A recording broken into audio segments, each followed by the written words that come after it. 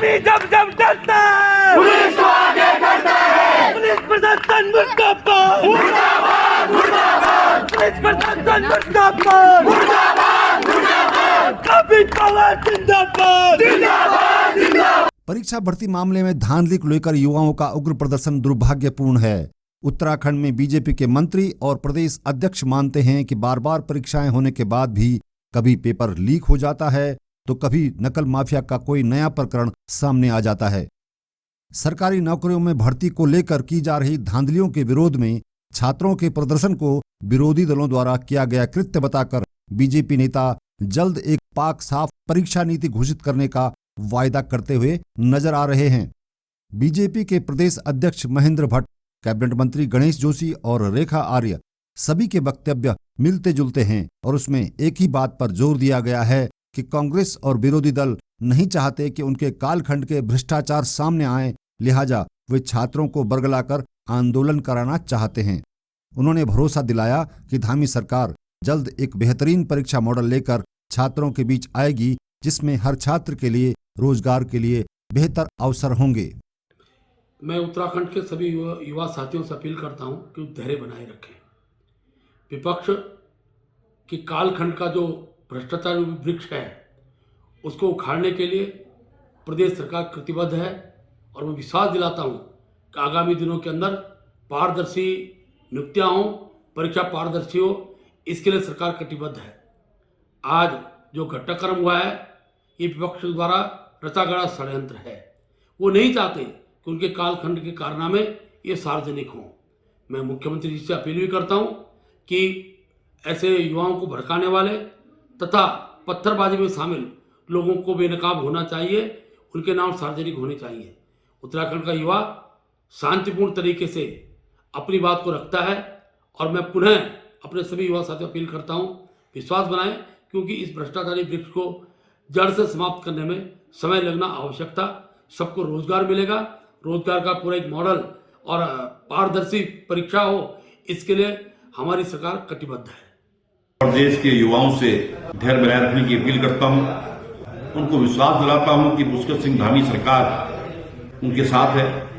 पूर्ति संस्कार द्वारा जो भ्रष्टाचार रूपी सिस्टम यहां पर बनाया गया, सरकार उसको जड़ से उखाड़ने के लिए संकल्प है।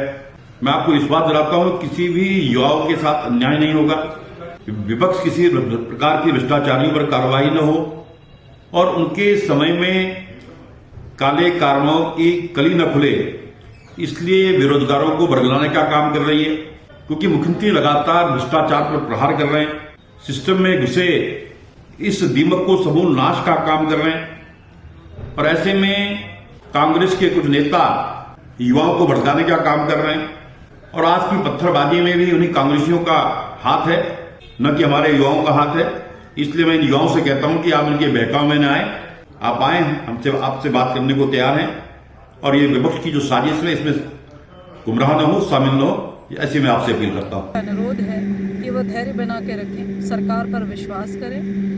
धामी जी खुद युवा हैं और युवाओं की पीड़ा को बहुत अच्छे से समझते हैं और धामी जी मुख्यमंत्री, युवा मुख्यमंत्री के रूप में उनकी यह पूरी कोशिश है कि भ्रष्टाचार के बीज जो पूर्ववर्ती सरकारें रोप गई हैं, इन जैसे पवित्र संस्थानों में उस भ्रष्टाचार के दीमक को निकालने का भरकस प्रयास जो है धामी जी कर रहे हैं। निश्चित रूप से वो हर उस शिकायत का संज्ञान ले रहे हैं जो युवाओं के साथ में किसी भी प्रकार का अन्याय करते हों।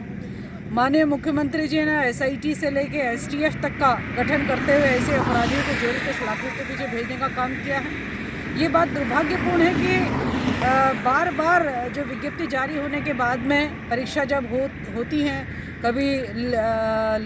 कभी पेपर लीक हो जाता है, कभी नकलचियों द्वारा कोई ना कोई प्रकरण सामने आ जाता है और हमने ये देखा है कि ये सब आने के बाद में भी मुख्यमंत्री जी ने जिस प्रकार का संकल्प लिया है कि हम नकलचियों के लिए बहुत कठोर कानून लेकर आएंगे, यह भी युवाओं के हित में लिया है ताकि भविष्य में अभी जो युवा परेशान हैं, भविष्य में उनको किसी प्रकार की परेशानी खड़ी ना हो।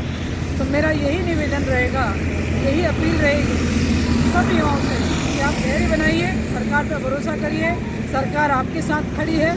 कुछ ऐसे कांग्रेस के लोग हैं, कुछ ऐसे अराजक तत्व हैं जो युवाओं को भड़काने के दिशा में काम कर रहे हैं, जिसके कारण से आज युवा जो है सड़क पर है। मुझे लगता है कि युवा बहुत समझदार होते हैं, विवेकशील होते हैं, उन्हें इन सब बातों को समझना होगा और सरकार जिस प्रकार से कार्रवाई कर रही है उस पर भरोसा दिखाते हुए, थोड़ा सा धैर्य रखते हुए आने वाला समय उनका बहुत बेहतर होगा, सुनहरा होगा, ये मैं उनको विश्वास के साथ कह सकती हूँ।